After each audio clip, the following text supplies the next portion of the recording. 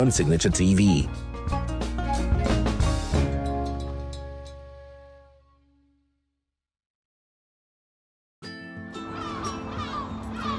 Bright and early as the day breaks, as the newspaper headlines trail the stories that shape the day, we at Signature TV trail the headlines that trail the day. We interrogate the headlines. We analyze the stories that make the headlines. Wyatt is overrated, and they even overrated themselves and went into CBT. They are insensitive of some Nigerian children who have never had what it was CBT. With passion and emotion, we drive the conversation to change a narrative. Let nobody be deceived by Nigerian high level of performing in agriculture export. We are still where we are. Newspaper review on Signature TV every morning on Signature Morning, weekdays, and Signature New Day, weekends. Newspaper review on Signature TV. We do not just review the headlines, we make the headlines relevant to our daily lives.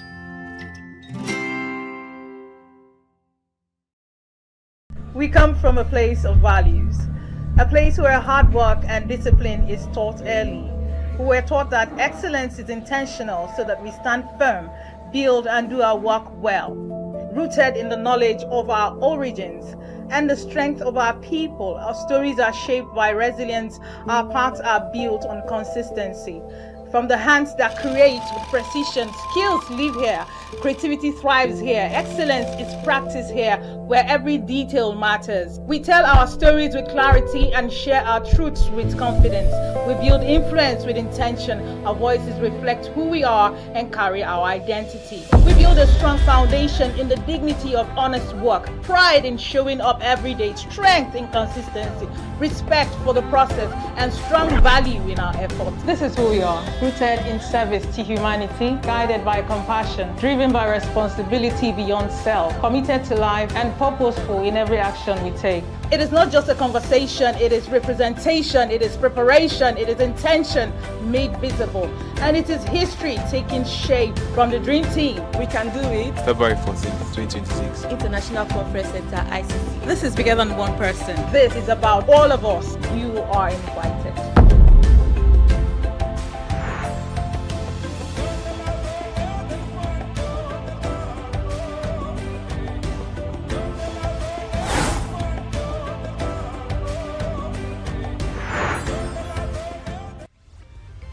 Signature TV, news in your pocket.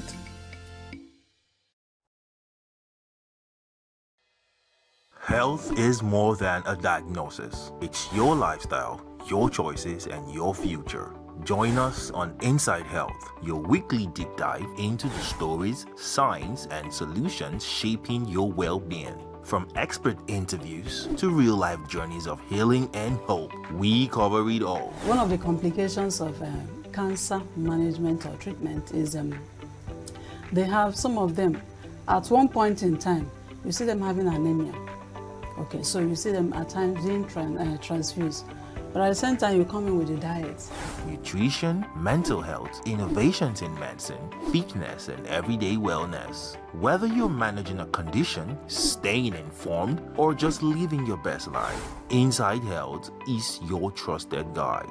I'm Signaturetv, and I'll be with you every week on Inside Health, only on Signature TV.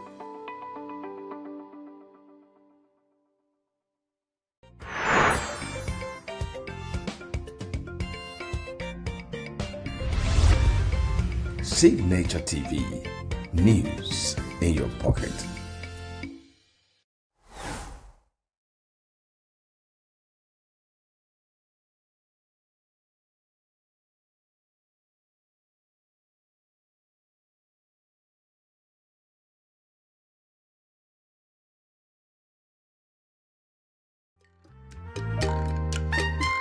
The way we see the world shapes the way we change it. Gender isn't just a checkbox, it's a lens, one that helps us understand the world more deeply and act more fairly. Gender Perspectives, a program for those ready to see more, do more, and be more. Designed to challenge assumptions, ignite conversations, and build inclusive solutions across every sector of society. We are not, fighting the men. we are not saying we are equal in terms of rights. We're only asking they should recognize our existence. Join us on Gender Perspectives, showing every Saturday by 4 p.m. Repeat every Wednesdays by 5 p.m. and Thursdays by 3 p.m. Change begins with perspective. Let's widen yours.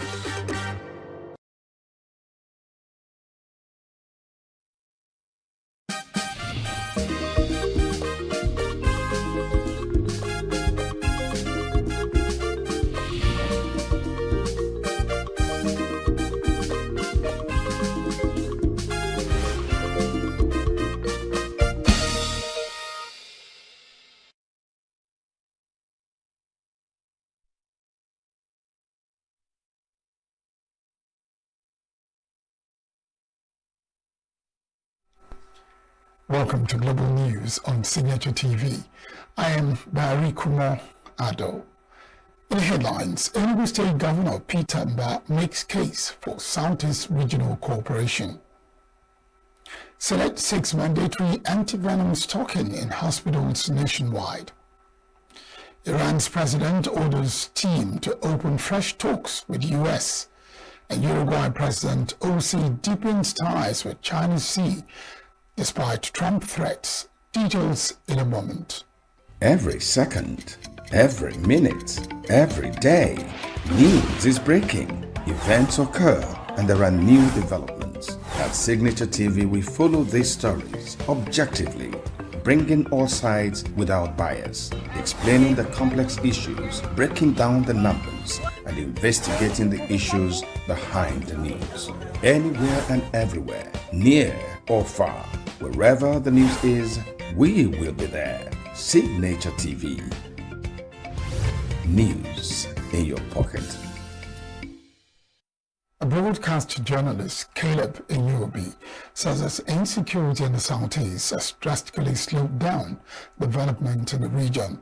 Speaking on Signature Morning, ENUGU said security situation in the Southeast is being threatened by non-state actors and their directives, which he described as a reflection of political incompetence on the part of some state governors. He urged Southeast governors to be sincere, provide for the people, and carry out their responsibilities while fulfilling their campaign manifestos in order to restore peace and order in the region. Government should be sincere to itself. Every governor who comes into office swore at oath. They should look, if they don't know what to do, they should look at the oath of office that they took. Once they begin to do the things contained therein in that oath, when they begin to sincerely care about the people, I don't think issues of security and all these issues will be coming up. It is the abandonment of duty by government that brings about all of these social issues that we have today, from stealing to kidnapping to all of it. If government does this role, fund security agencies as they needed, provide oversight for them so that the monies are not embezzled by senior officers and all of that, and do the things that they must do, as a government, to protect lives and properties and to ensure the welfare, education, health, and other things that are enshrined in the Constitution, which they swore to. I believe that will be solving the problem. The problem just lies in do what you promised God and the people that you will do when you are sworn in. And most of the problems will go away naturally. For the people, I believe that most part of what is happening is that is where you see the effects of lack of our education system, our lack of thorough education, in our system, where even those who've gone to school behave like as though they are illiterates at some point, in the way that they handle information, the way that they consume information. Our people should, no matter the level of their education, should learn to do the same thing we did after the Biafra War, which is mind our businesses and make sure that we pay attention mostly to that thing that puts food on our table. The idea of romancing with people who are not the elected leaders is what has got us to this point that we are now. So how we get out of this hole, and both the perception and the actuality, is for us to do what our forebears did in 1970 after the war ended, by minding their business, by facing industry and our entrepreneurial, God-given entrepreneurial gifts, and paying less attention to those who we do not elect. I think that we would find ourselves better off in terms of how we relate with society. The presidency has taken a swipe at opposition politicians, particularly the African Democratic Congress, for the new global technology ranking that placed Lagos as the world's fastest growing emerging tech ecosystem. Reacting to the ranking in a post on his X handle, the special advisor to the president on information and strategy, ENUGU, said opposition figures who habitually rely on negative statistics about Nigeria will be displeased by the latest international recognition. His remarks followed the release of a global list by Global Statistics, which ranked Lagos #1 among the world's top 20 fastest growing emerging technology ecosystems. According to the ranking, Lagos topped the list ahead of major cities such as Istanbul in Turkey, Perth and Mumbai in India, Belo Horizonte in Brazil, among others across Asia, Africa, and South America. And ENUGU framed the recognition as a rebuttal to what he described as persistent negative narratives about Nigeria's economic and governance outlook, often advanced by opposition politicians. The ADC has been among opposition parties critical of the administration of President Bola Tinubu, particularly on economic reforms and governance issues. However, the latest ranking underscores Lagos' growing prominence at a global technology space, reflecting the strength of its startup ecosystem, innovation capacity, and expanding role in the international digital economy. The National Examinations Council has released the results of a 2025 Senior School Certificate Examination for external candidates, with 71.63% of them achieving 5 credits and above, including English language and mathematics.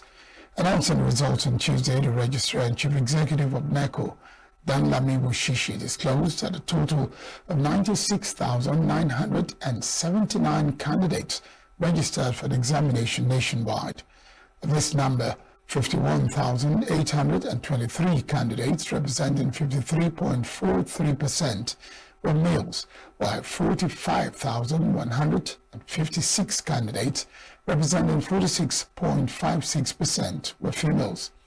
According to him, 95,160 candidates eventually sat for the examination, comprising 56,785 males and 44,375 females, which is stated that 93,425 candidates sat for the English language examination, out of which 73,167 candidates obtained credit passes and above. He added that 93,330 candidates sat for mathematics, with 85,256 candidates securing credit passes and above. It revealed that 68,166 candidates obtained 5 credits and above. English, including English language and mathematics. In addition, 82,082 candidates, representing 86.26%, recorded 5 credits and above. Irrespective of English language and mathematics, on examination malpractices, and NECO registrar disclosed that 9,016 candidates were booked for various forms of malpractice, compared to 6,660 cases recorded in 2024, indicating an increase of 31.7%. The Senate has called on governments at all levels to urgently address gaps in emergency health care by mandating the availability of minimum stocks of anti-venom and other critical antidotes in hospitals across Nigeria, particularly in high-risk areas.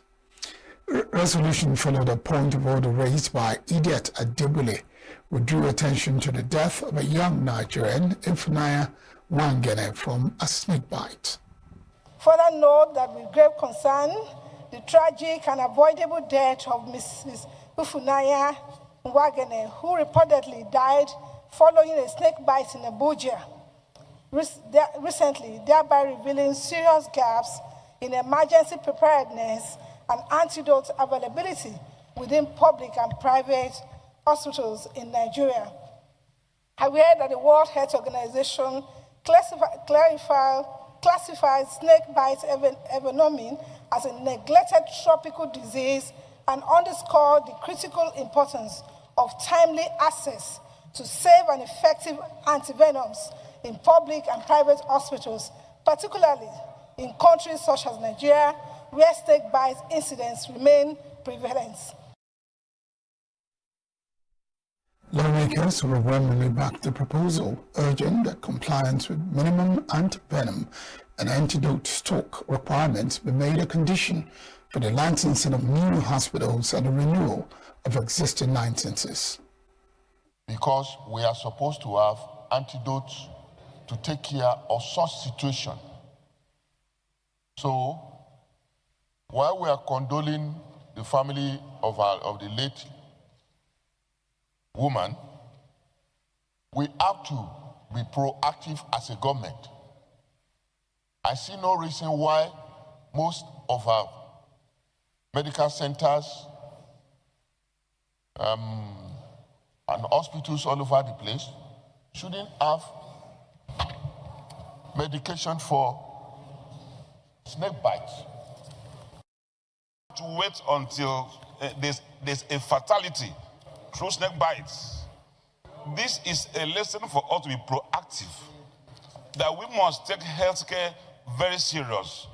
It is tragic that the deceased went the way she died. But the bigger lesson for us is the need for us to have in place policies that must drive our healthcare. The fatalities that are caused by snake bites can be very painful and indeed avoidable. President, for some of us who are from farming communities, who are easily exposed to snake bites, I found this motion very, very important because many a times victims of a snake bite have to move all the ways from the villages to the state capital before they are able to access treatment. If these drugs are made available to our health centers across the length and breadth of the Federation, such needless journeys seeking medical attention at state capitals wouldn't be necessary. And I think government has it as a duty to provide health care to all citizens across board. In his remarks, Senate President Godswill Akpabio condoled with the family of the deceased and Nigerians at large, describing an incident as deeply saddening. He led the chamber in a minute of silence in honor of a late Ifunanya Nwangene. Still to come, ENUGU Governor Peter Mba makes case for Southeast Regional Cooperation. The Sioux Falls shoot-at-sight order calls for rule of law. Stay with us. Every second, every minute, every day, news is breaking, events occur, and there are new developments. At Signature TV, we follow these stories objectively, bringing all sides without bias, explaining the complex issues, breaking down the numbers, and investigating the issues behind the news. Anywhere and everywhere, near or far, wherever the news is, we will be there. Signature TV. News in your pocket. The Lagos State Assembly has met with residents of the Makoko community affected by the recent demolitions and is asking concerned ministries to stop the exercise in the area. Monday's meeting, led by Majority Leader of the House, Nohim Adams, was to help address issues from the Makoko and Awaronshoki demolition exercise.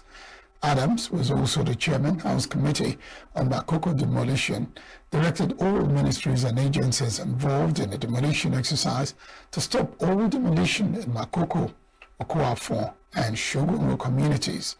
They assured the people that the State Assembly members will visit the area to carry out on-the-spot assessment to confirm the specific setback being taken by the government. According to him, community leaders will be elected as members of the task force committee that will be constituted. The lawmaker stated that the state government will continue to protect life and property and will not ignore the dangers attributed to living under high tension. Political activist Aisha Yusufu has criticized the presidential media aid's shoot-at-sight order against vandals, describing it as a clear sign of disrespect for the rule of law and human rights. Speaking in an interview on Signature TV, Yusufu said the presidential media aid speaks on behalf of the president, noting that whatever he says reflects what the president himself would also say. She said the statement reflects a kind of government in place, accusing it of having no respect for human rights and constantly abusing its power. When a presidential aide speaks, the person doesn't speak as a presidential aide. He speaks as the president, as a mouthpiece of the president. And so, so whatever it is, for me, I would say Bayo Onanuga is Mr. Tinubu's aide, and whatever it is that Bayo Onanuga has said in this capacity, it's actually Mr. Tinubu coming out to say it in that capacity, and that's what we see out there. And like I said earlier, when people show you who they are, believe them. We shouldn't sit down and try to start thinking, oh, you know, probably that's not what they meant, or that is exactly what they meant. And these are most likely conversations that they are holding behind the doors, and they're planning on doing. And this is just us seeing a manifestation of all the things that they're talking about that they are planning on doing on Nigeria. We've seen a lot of time where, you know, shoot on sight has never been anything to them. We've seen how people have been killed. People protesting have been shot at sight. People just coming out doing something that is legitimate, that the Constitution allows. They've been shot at sight, and so talk less of what we have here. But one of the things that Mr. Bayo Onanuga, speaking on behalf of Tinubu, does not understand is that the rule of law is what keeps a society sane. If there was no rule of law, he himself and his principal would not be alive today, because there are people who would have taken the laws into their hands and also shoot them outside. But because there are rule of law, there are processes of justice, and that is what keeps the society sane, and that's what also keeps people in check, and they should respect that. Yusufu described vandalism as a serious offense, but stressed that it does not warrant a shoot-at-sight order. She said suspects should be arrested, investigated, and prosecuted in line with the law. She also attributed the rising cases of vandalism to bad governance, stating that the government has a lot of work to do to protect citizens and stop vandalism across the country. But if you look at it in the bigger picture, you will first of all see that even when you look at these things that are being vandalized in terms of the infrastructure that are being put there, the cost has been overinflated. Something that cost 1 naira was put in there, and it was said to be 20 naira. Just because somebody wants to inflate the cost of the contract, take money out of it and use it for their own self, thereby depriving the people, the people good governance, depriving the people infrastructure that they would have had in abundance. And because of that, it now leads to certain people not being able to get basic education that they're supposed to get, not being able to get the jobs that they're supposed to get, not being able to have a decent life, and then they are out there in the streets, they are vandalizing. It's a vicious circle that, unfortunately, if you look at it, it goes all around. So it's almost like you're asking yourself, who are you blaming? Are you going to be blaming the people who are stealing this thing, or are you going to be blaming the government officials or people in government or politics who have entrenched bad governance and have, inflated contracts, corruption, denied people good living, education, health, and have pushed people to go on and begin to do these heinous crimes that are affecting the whole society. So we are finding ourselves in Nigeria, unfortunately, at a place where literally it is life is nasty, short, and brutish, and there is no love for one another. There is no respect. There is no patriotism. The country hasn't done well for you, so the people are also not doing well for the country, and it just goes all around. And if we want to have, the moral justification to actually call on everyone to say, hey, don't do that, those at the top must begin to live by example. Stop the corruption, stop the looting. Because now what we have is brazen looting. You're telling that those young people that, hey, don't steal this metal that you're probably going to sell for a few 100,000 or a few tens of thousands. But meanwhile, they are hearing in the news people that are stealing billions of their naira. So when they're doing it, they're justifying it. So it's a whole vicious circle. We need it to stop from the top. Let the corruption stop. Let there be living by example. Let good governance stop. And then it trickles down. It is forced down. Everybody then begin to do what is right for Nigeria. Otherwise, we are going to continue in this vicious circle where we are all affected and it takes the country nowhere. Members of the All Progressives Congress Delta North Coalition for Equity have called on the national leadership of the party and the Delta State Governor Sheriff Oberewori to ensure the inclusion of long-standing party members in governance. They made a call during a coalition meeting held in Abo, Ika South local government area of Delta State, where stakeholders expressed concern over what they described as a continual exclusion of pioneer and loyal APC members from key decision-making processes and political appointees. Speaking at the gathering, the convener of the APC DNCE, Alex Ikbazu, emphasized that sustainable party growth and effective governance could only be achieved when those who labored for the party's survival are recognized and fully carried along. He urged Governor Oberewori and the national leadership of the APC to promote equity, fairness, and inclusiveness, noting that many founding members have remained steadfast despite political challenges and frustrations. He called on the national leadership of the party to establish a clear framework that prioritizes old APC members for leadership positions at the ward, local government, and the state levels, stressing that such an approach would foster unity and understanding.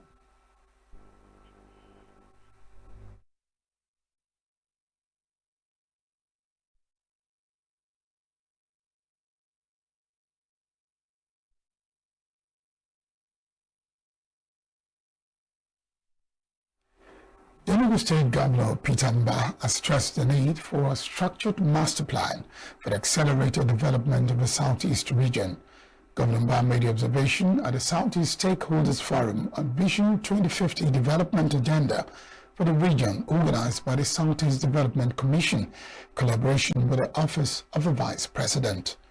Correspondent Christopher Lele has the details.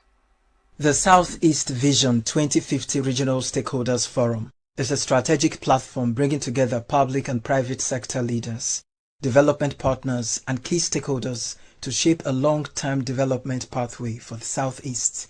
The forum is expected to work out an evidence-based plan to strengthen infrastructure, drive industrial growth, deepen human capital development, and attract sustainable investment to the region. Declaring the conference open, Governor Mba, who was represented by the Secretary to the State Government, Professor Chidebere Onhie, noted that the Southeast is highly blessed with potentials that must be harnessed for the common good of the region.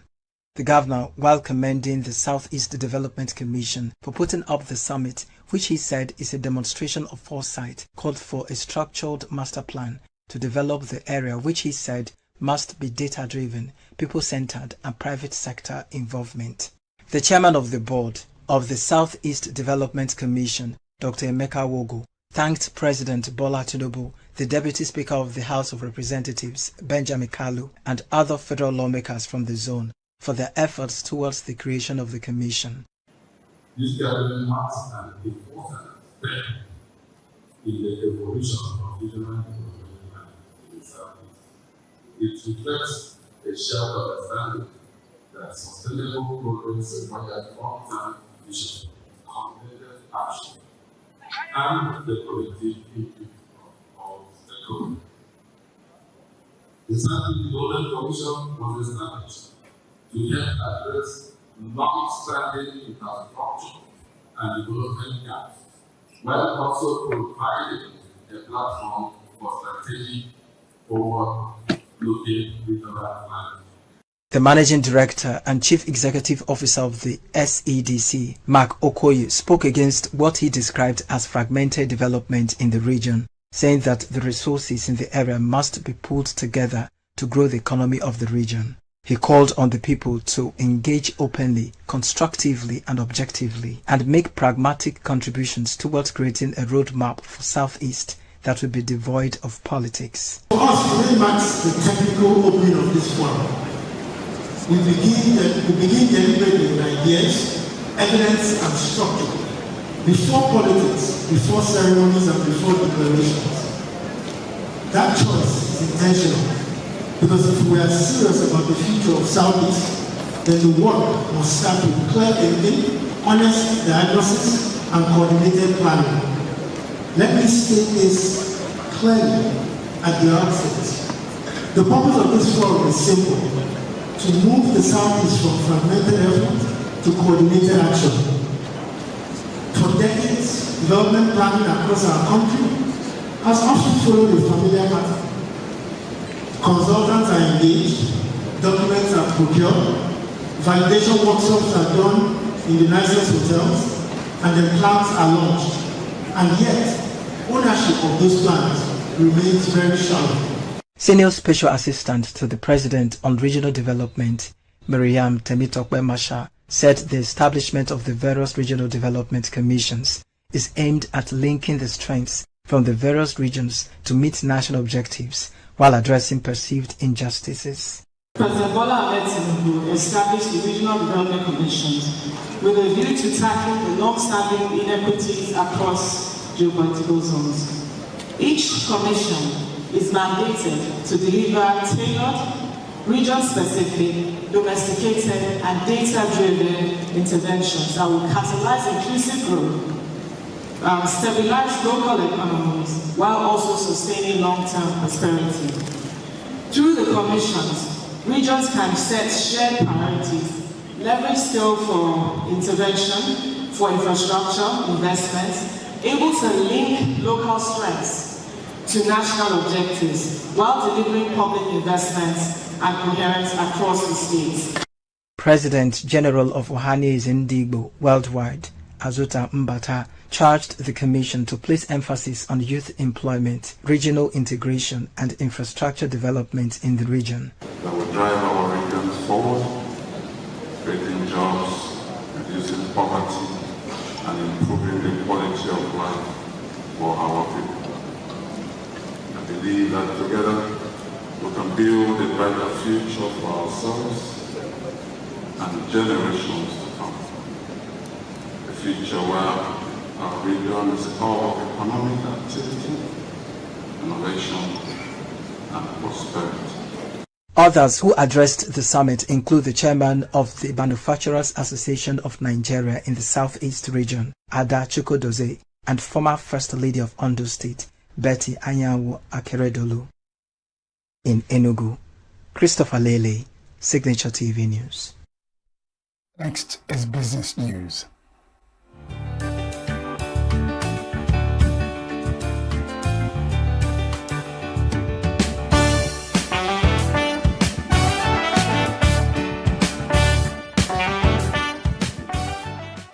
The Central Bank of Nigeria, in its 2025 FinTech report, says Nigeria's FinTech industry is split over the regulatory environment, with 50% viewing it as supportive of innovation and 50% seeing it as restrictive. The report cited licensing delays, unclear guidelines, and uneven enforcement as key concerns, noting that 62.5% of firms say approval timelines slow product launches, while over one-third take more than a year to bring new products to market. The FinTech report also notes that compliance costs remain a major burden, with 87.5% of FinTech saying regulatory and risk management expenses significantly constrain innovation, even as operators call for clearer and more predictable regulatory engagement rather than deregulation.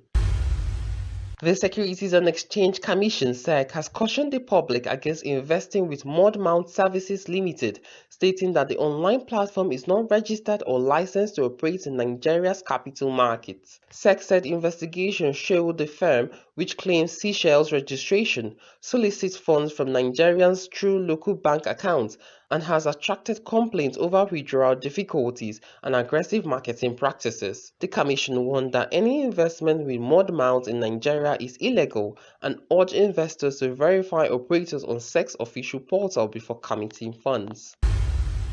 In a similar vein, the Securities and Exchange Commission (SEC) has alerted the public to the activities of Oromo BOT, describing the cryptocurrency platform as unregistered and unlicensed to operate in Nigeria's capital markets. SEC said the investigation showed Oromo BOT is heavily promoted on social media and exhibits features commonly linked to fraudulent Ponzi schemes. The Commission warned that any investment with the platform in Nigeria is illegal and urged investors to verify the registration status of operators on SEC's official platform before committing funds. The Central Bank of Nigeria (CBN) has approved a temporary dispensation allowing the use of NAFDAC licenses that expired on December 31, 2025 for the processing of Form M by authorized dealer banks. The CBN said the waiver will run for 2 months ending on February 28, 2026. The measure became necessary due to the transition from the legacy NICIS-2 system and challenges faced by importers in validating or renewing NAFDAC licenses on the ENUGU platform after December 2025. The CBN directed banks to continue accepting the affected licenses strictly for Form M processing within the dispensation period and ensure full compliance with the stated terms, noting that the move is aimed at preventing disruptions in trade while NAFDAC completes the integration of its system with the national single window. This is business news in Global News. Chimizi Zedima reporting for Signature TV News. Up ahead is international news. Iran's president has announced that he has instructed diplomats to seek talks with the United States as tension around the threat of a military confrontation appears to ease. President Masoud Pezeshkian wrote on social media on Tuesday that he has instructed the country's foreign minister to pursue fair and equitable negotiations. The announcement supports reports that Iran is ready to take part in negotiations being organized by Turkey in a bid to ease the tension. The U.S. has gathered warships in the region, and President Donald Trump has issued threats several times. However, comments and reports on either side over the weekend and into Monday suggested that back-channel diplomacy was progressing. Tehran had said on Monday that it was examining several diplomatic processes pitched by countries in the region, Qatar, Turkey, Egypt, and Oman, to try to ease tensions with Washington, adding that it expected a framework for talks in the coming days. Reports later the same day said talks were being organized to take place in Istanbul on Friday and would be attended by U.S. Special Envoy Steve Witkoff and Iranian Minister of Foreign Affairs Abbas Araghchi. China and Uruguay have moved to deepen their strategic partnership despite pressure from United States President Donald Trump to keep Chinese influence out of Latin America. The two countries signed a dozen cooperation agreements on Tuesday in areas such as science, technology, and trade, following a meeting between Uruguay President Yamandu Orsi and his Chinese counterpart Xi Jinping in Beijing. Orsi said in a post on social media that Uruguay is pursuing an active international engagement, strengthening long-term ties, and creating new opportunities for the country's development. Xi spoke to the Uruguayan leader about the need to promote a multipolar world and inclusive economic globalization, while working together for common development as they deepen their comprehensive strategic partnership. Orsi's 7-day trip to China began on Sunday and will next take him to Shanghai. A 150-person delegation, including business leaders and other government officials, is accompanying the president.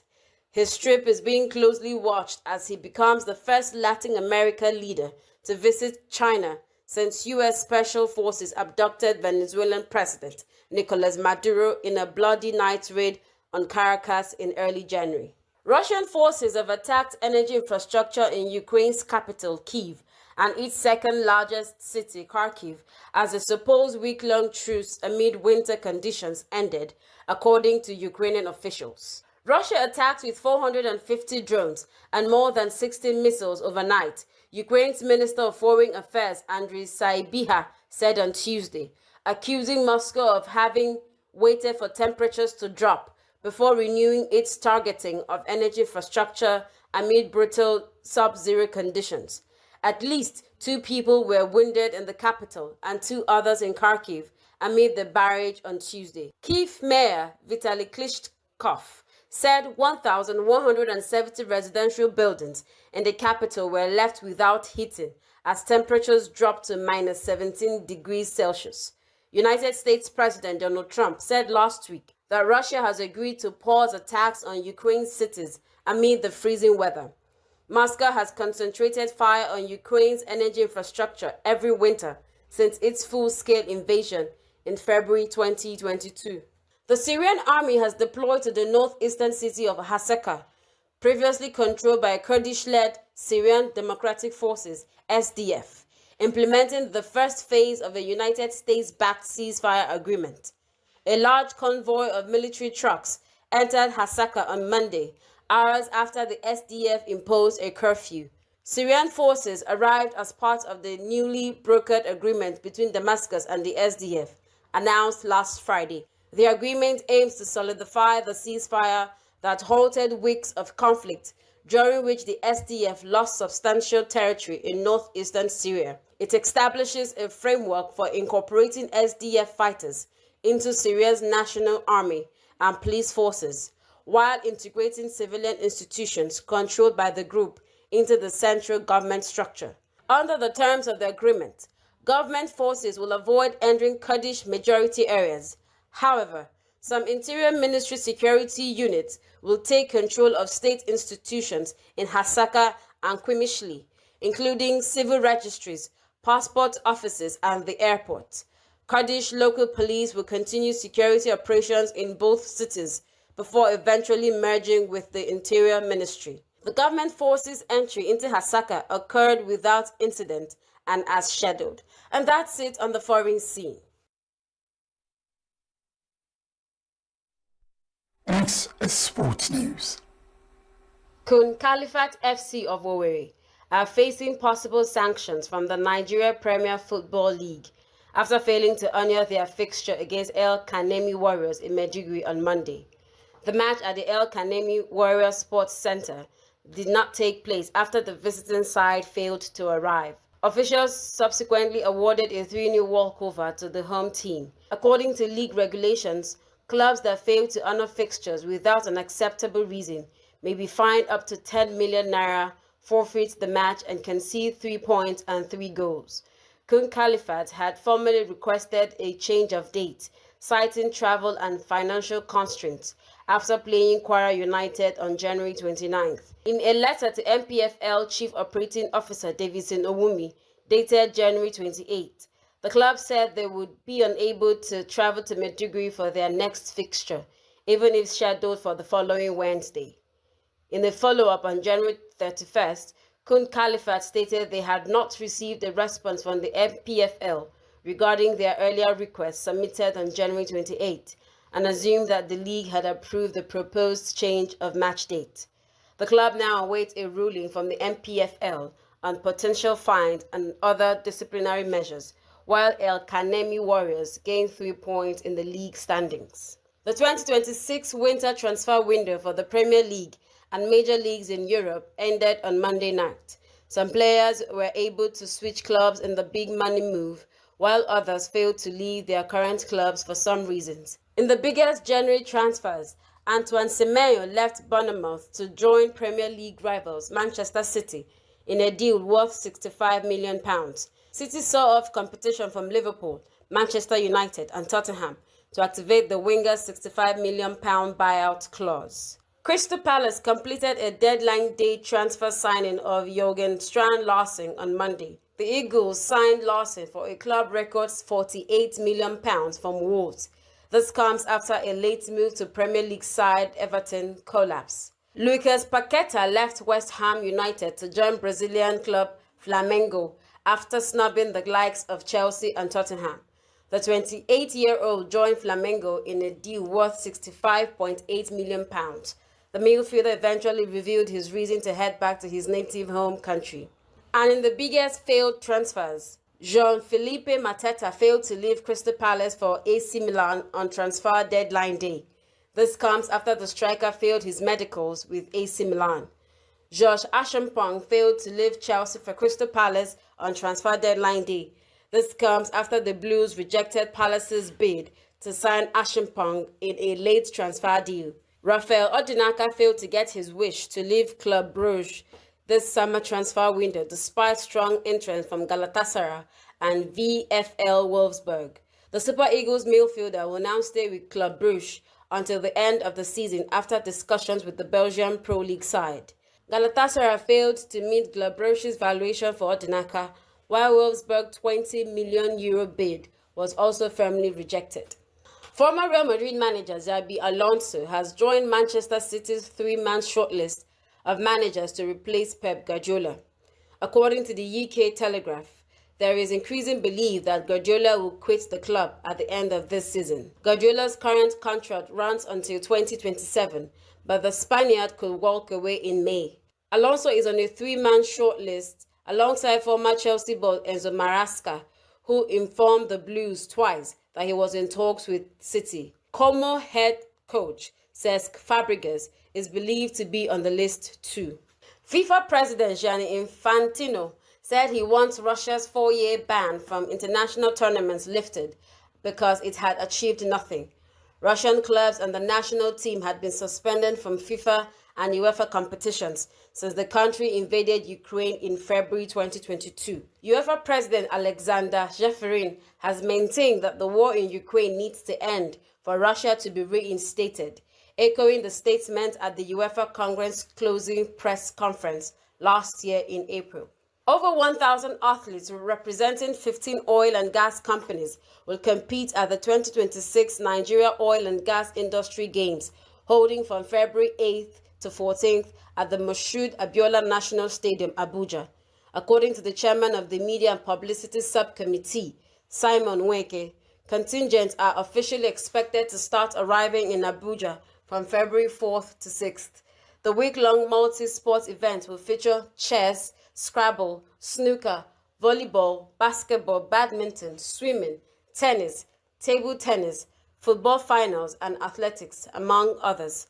Weke disclosed that the local organizing committee was working hand in hand with various sports federations for technical assistance.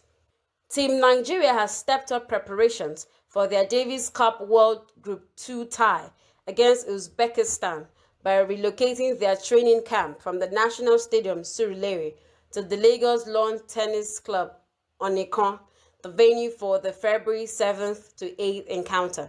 The Davis Cup, the world's premier international men's team tennis competition, organized by the International Tennis Federation (ITF), is structured across multiple tiers, with World Group 2 representing a highly competitive level where nations battle for promotion to World Group 1. The Uzbek delegation arrived with 3 players and 4 officials, while their main player, Kumoyun Sultanov, fresh from winning the ITF M15 tournament in Kuwait, was expected to join the team later on Monday. The 27-year-old reached the second round of the Australian Open qualifiers in 2025 and attained a career-high ATP ranking of 216 in January. He is joined in the squad by Ilya Ignatov, Abdulaziz Usmanzonov, and 17-year-old Sukrob Saidov. Nigeria's #1 male player, David Adeleye, leads the home team against the Uzbeks, with Kanis Abua and Michael Emmanuel also included based on their national rankings.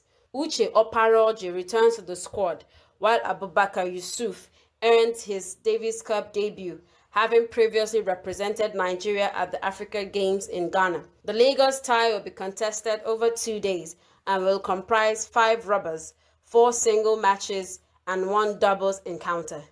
And that's it on sports. I am Princess Ken Ochoma, Signature TV News. Let's now join Quinette Wokonta for entertainment news. Nollywood actress Toyin Alausa has spoken out against the growing trend of sharing photos and videos of deceased persons on social media, describing it as disturbing, disrespectful, and unnecessary. In a post on her Instagram page, Alausa questioned the motive behind publicly exposing the dead, warning that such action strips individuals of identity and deepen the pain of grieving families. She stressed that the rush to post graphic content for online engagement has become alarmingly common. The actress urged social media users to show empathy by at least covering the faces of deceased persons, particularly in cases of accidents or sudden death. According to her, doing so is a basic sign of respect and helps protect the emotional well-being of relatives. While acknowledging that documentation may sometimes be necessary for clarification or public interest, Alausa insisted such content should not be turned into viral material. Alausa also warned that repeated exposure of image of the deceased can be traumatic, not just for families, but for the wider public, calling for greater sensitivity and restraint online. Osai Ovie, the Senior Special Assistant on Media to the Delta State Governor, has voiced his displeasure over the outfit worn by some Nigerian attendees at the 68th Grammy Awards. In a post on his social media page, Ovie criticized what he described as a poor portrayal of Nigerian culture at the prestigious global event, arguing that Nigerian artists missed an opportunity to showcase their cultural identity through their fashion choices. He singled out Chioma Adelike's outfit, which he described as inappropriate and not in line with Nigerian cultural values.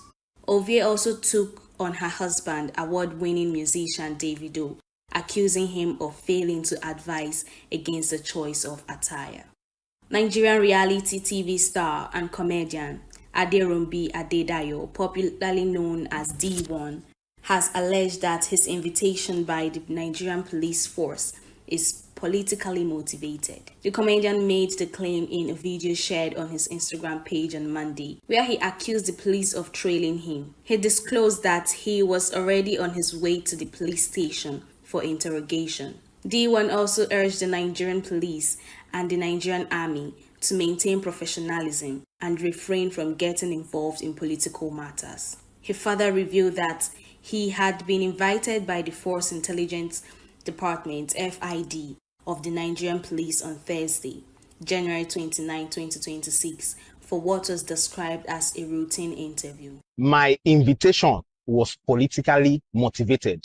And let it be clear, Nigerian police and Nigerian army, stay away from politics. Stay away from politics. Another thing, 1% of the 1% will not be fear. Nobody should beg for me. Anybody will beg for my freedom, God will punish you, punish your family. Yeni Kuti, daughter of late Afrobeat legend Fela Anikulapo Kuti, has criticized comparison between her father and contemporary artists, describing such debates as misplaced and disrespectful. She made the remark in a live television interview which was shared on Monday, noting that Fela's continued relevance nearly 3 decades after his death underscores the depth of his legacy and influence. According to Yeni, artists and fans should focus on comparing peers within the same generation rather than drawing cultural icons into rivalry narratives. She stressed that Fela's impact transcended generational competition. Her comments come amid renewed discussions about Fela's legacy following his historic recognition by the Recording Academy. The Afrobeat pioneer recently became the first African artist to receive a Grammy Lifetime Achievement Award after being posthumously honored at the 2026 Special Merit Awards held in Los Angeles on Saturday, January 31st, ahead of the main Grammy ceremony. The prestigious award was accepted on his behalf by his children, Yeni, Kunle, Shaliwa, and Femi Kuti. Pastor Kingsley Okonkwo has responded to criticism over his stance on tattoos, stating that there is no scriptural basis for condemning the practice. The popular cleric made the clarification while addressing critics who questioned his views, stressing that the Bible does not explicitly forbid tattoos. According to Okonkwo, many arguments against tattoos are rooted more in personal beliefs and cultural preferences than in clear biblical teachings. He explained that scriptures often cited against tattoos are frequently taken out of context and do not apply to modern practices. The pastor urged Christians to focus on core values such as character, faith, and obedience to God, rather than judging others based on appearance. Okonkwo's remarks have since sparked conversations on social media, with supporters praising his biblical explanation, while others maintained that tattoos conflict with Christians' value. And that's the entertainment news. Queeneth Nkunta's Signature TV News. And it's the news this hour. I am Barry Kumo Ado. Thank you very much for watching.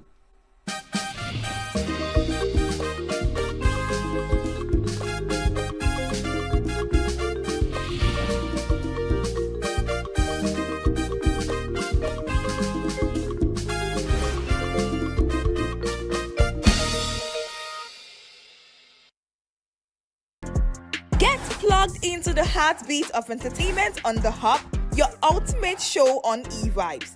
From trending stories and social media drama to top charting music, must-watch movies and exciting moments from the world of arts, we've got it all. Join us for unmissable conversations with your favorite entertainment personalities, plus fun segments every week. So I should try harder, so... Okay, I don't know that one. Outfit of the day. Oh, I don't do that. That's some Gen Z stuff. Oh, now you say it's a Gen Z stuff. It's everything you love about entertainment, served fresh every week at 1 p.m. with weekend repeats just in case you missed it. The Hub's on eVibes, where the vibes never stop. Only on Signature TV.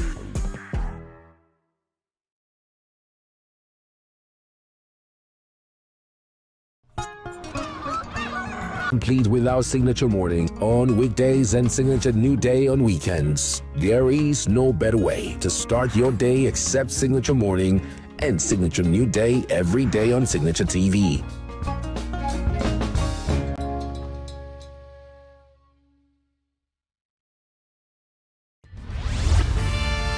We are local. International communities observing just finished the when the meat market is in chaos. People are... We are national. Those in support of this motion as amended, say aye. Aye. We have taken the vote by the law. We are international. Israeli airstrikes. Donald Trump left us the worst unemployment.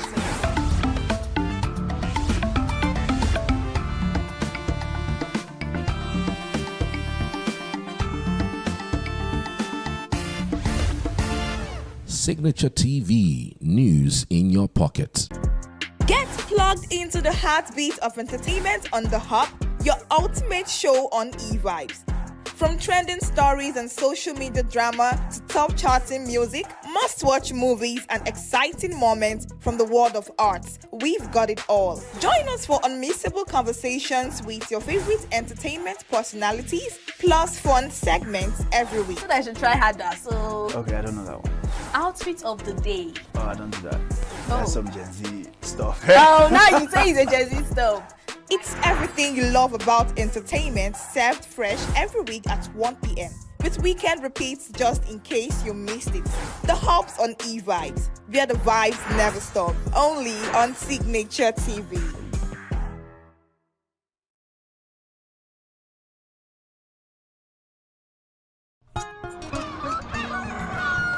New every morning on Signature TV. We open the day for you with needed energy, information, and required vibes to shape your day. From sizzling snippets of stories in various areas of life to intriguing conversations with net worth guests. When you have people who have no track record becoming your leaders, you have a problem. There's no outstanding gratuity when Obi took over from me. I left in all the accounts of Anambra State 13.8 billion for him. Your day cannot be complete without Signature Morning on weekdays and Signature New Day on weekends. There is no better way to start your day except Signature Morning and Signature New Day every day on Signature TV.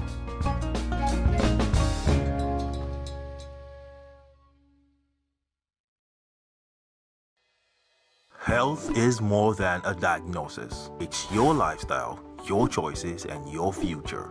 Join us on Inside Health, your weekly deep dive into the stories, science, and solutions shaping your well-being. From expert interviews to real-life journeys of healing and hope, we cover it all. One of the complications of cancer management or treatment is they have some of them, at one point in time, you see them having anemia. Okay, so you see them at times being transfused. But at the same time, you come in with a diet. Nutrition, mental health, innovations in medicine, fitness, and everyday wellness. Whether you're managing a condition, staying informed, or just living your best life, Inside Health is your trusted guide. I'm Tigiti Agorum, and I'll be with you every week on Inside Health, only on Signature TV.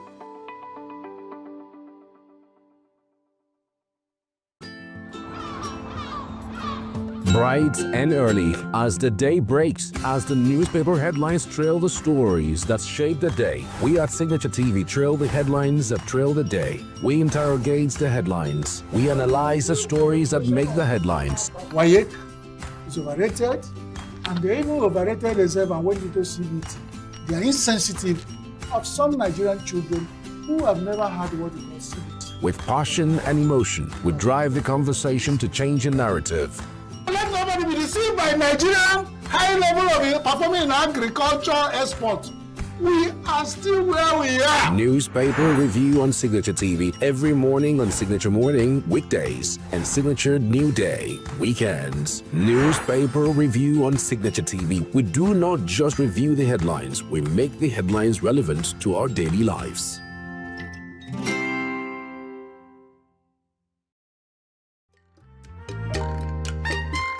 The way we see the world shapes the way we change it. Gender isn't just a checkbox, it's a lens, one that helps us understand the world more deeply and act more fairly. Gender Perspectives, a program for those ready to see more, do more, and be more. Designed to challenge assumptions, ignite conversations, and build inclusive solutions across every sector of society. We are not, fighting the men. We are not saying we are equal in terms of rights. We're only asking they should recognize our existence. Join us on Gender Perspectives, showing every Saturday by 4 p.m. Repeat every Wednesdays by 5 p.m. and Thursdays by 3 p.m. Change begins with perspective. Let's widen yours.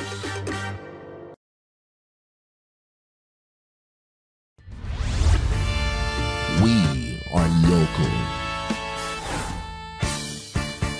International communities observing every Signaturetv market is in chaos. People We are national. Those in support of this motion as amended, say aye. Aye. We have taken the vote by default. We are international. Israeli airstrikes. Donald Trump left us the worst unemployment.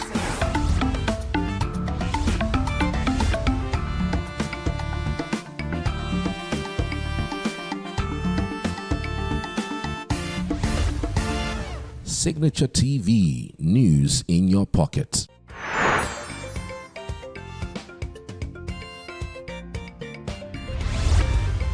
Signature TV, news in your pocket.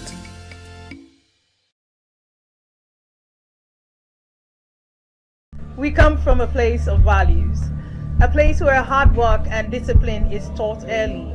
We were taught that excellence is intentional so that we stand firm, build and do our work well, rooted in the knowledge of our origins and the strength of our people. Our stories are shaped by resilience, our paths are built on consistency.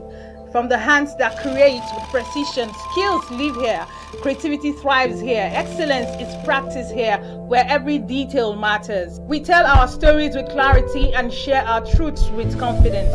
We build influence with intention. Our voices reflect who we are and carry our identity. We build a strong foundation in the dignity of honest work, pride in showing up every day, strength in consistency, respect for the process, and strong value in our efforts. This is who we are, rooted in service to humanity, guided by compassion, driven by responsibility beyond self, committed to life, and purposeful in every action we take. It is not just a conversation, it is representation, it is preparation, it is intention made visible. And it is history taking shape from the dream team. We can do it. February 14th, 2026. International Conference Center, ICC. This is bigger than one person. This is about all of us. You are invited.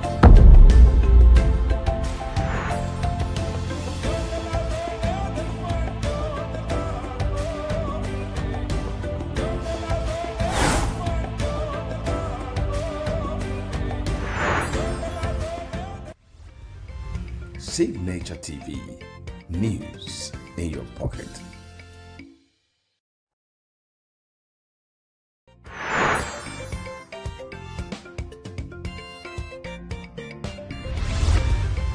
Signature TV, news in your pocket.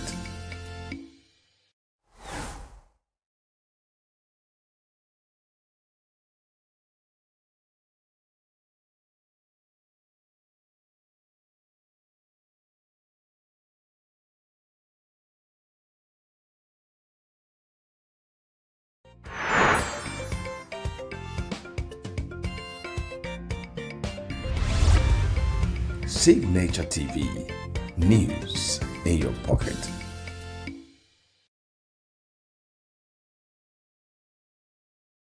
Every second, every minute, every day, news is breaking, events occur, and there are new developments. At Signature TV, we follow these stories objectively, bringing all sides without bias, explaining the complex issues, breaking down the numbers, and investigating the issues behind the news. Anywhere and everywhere, near or far, wherever the news is, we will be there. Signature TV, news in your pocket.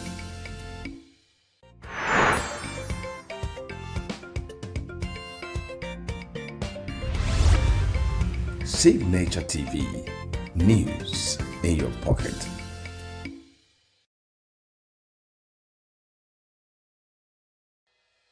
Health is more than a diagnosis. It's your lifestyle, your choices, and your future. Join us on Inside Health, your weekly deep dive into the stories, science, and solutions shaping your well-being. From expert interviews to real-life journeys of healing and hope, we cover it all. One of the complications of cancer management or treatment is they have some of them, at one point in time, you see them having anemia. Okay, so you see them at times being transfused. But at the same time, you come in with a diet. Nutrition, mental health, innovations in medicine, fitness, and everyday wellness. Whether you're managing a condition, staying informed, or just living your best life, Inside Health is your trusted guide.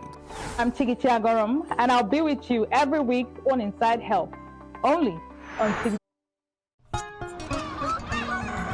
Every morning on Signature TV, we open the day for you with needed energy, information, and required vibes to shape your day. From sizzling snippets of stories in various areas of life to intriguing conversations with net worth guests. When you have people who have no track record becoming your leaders, you have a problem. There's no outstanding graduate when Obi took over from me. I left, in all the accounts of Anambra State, 13.8 billion for him. Your day cannot be complete without Signature Morning on weekdays and Signature New Day on weekends. There is no better way to start your day except Signature Morning and Signature New Day every day on Signature TV.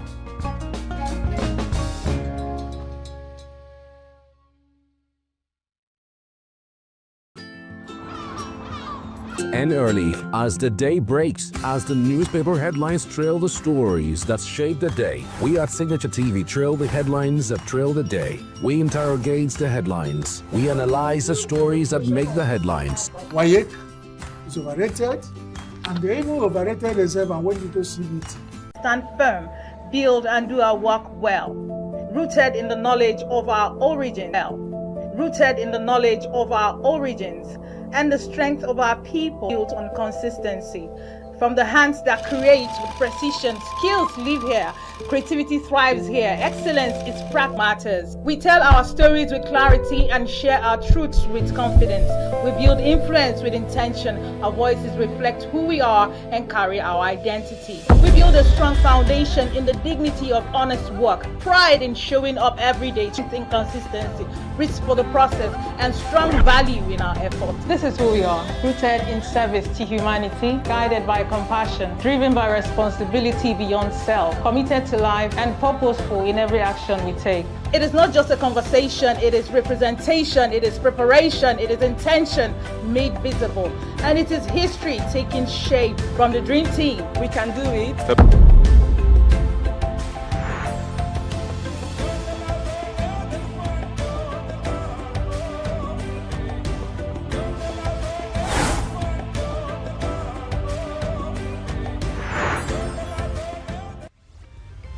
Signature TV, news in your pocket.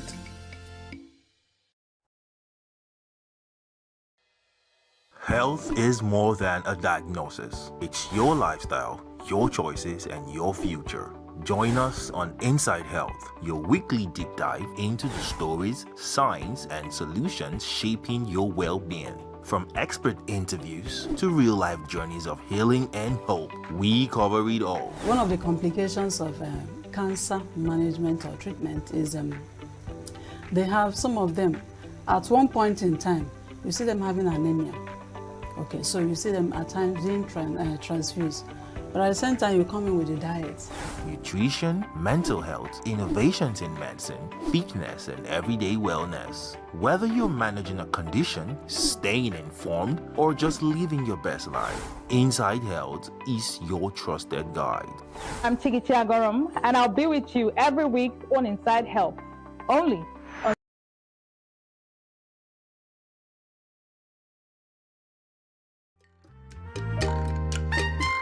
The way we see the world shapes the way we change it. Gender isn't just a checkbox, it's a lens, one that helps us understand the world more deeply and act more fairly. Gender Perspectives, a program for those ready to see more, do more, and more. Designed The Hops on E-Vibes, where the vibes never stop, only on Signature TV.